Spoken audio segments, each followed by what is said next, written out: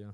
I like that. One thing that's a bit weird for me. So I love Randy as a heel. I think he's probably the greatest heel. He's a great heel. That's what I was gonna ask you. Yeah, I love him as a heel, even as a face. You love him as well. Yeah.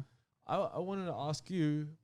It's crazy because remember we had this on episode 1 where we talked about who is the guy right now, or compared to like a Stone Cold, The Rock, you know, generational talent. Yeah.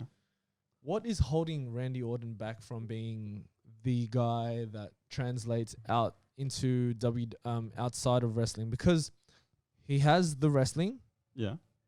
he has the mic skills, Yeah. he has the championships and accolades. Yeah. Yeah. What is it that's holding him back from being from when you look at Stone Cold, The Rock, John Cena? You have to put that in as well. John Cena? Yeah. I think they're like very likable. I love Randy Orton, and I feel like when you're a fan, you love him and you appreciate him. Yeah. But I don't know if he's likable, because even like when you look at the ruthless aggression the documentary, yeah, right. When you were watching that on WWE Network, he like, even when like Triple H kept putting him to the side, like, man, you have everything. We're giving you everything. You're killing this momentum for yourself. Yeah, by doing stupid shit. Yeah, like literally, like when he's in a crowd or something, he was like literally push a guy randomly and just like he sees the camera. Like, it's just, I don't think he's likable as a person in real life. So he's real. Him as a real person is just like, It's kind of a douche. He's kind of a douchey guy.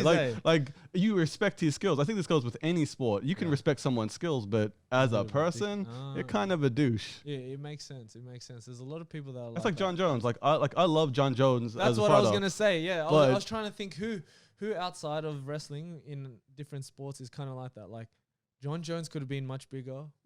Chris Brown could have been much bigger than he is, but due to his past, like he could have been on MJ level. He could be in movies. He could be on Tupac level, but because of things that from his past has hindered him, same as John Jones. And I'm not judging them at all. I'm just saying that, the likability. You're right there.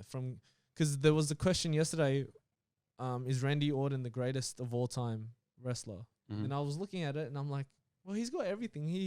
He's up there. Like he's not done yet, but in the next 10 years, are we gonna look back and go, yeah, he's the greatest of all time? But then you're like, but I think there's also levels. Like when you name Stone Cold, The Rock, and John Cena, they're on a different level. Like Undertaker is an icon, but I think he's just a step below that. Like, and that's I think that's he's with like a Triple H. Yeah, I think that's a really rare thing to have. Yeah. Like Randy Orton, I think he's on the level of Triple H and The Undertaker. Yeah. Me too. But he's not.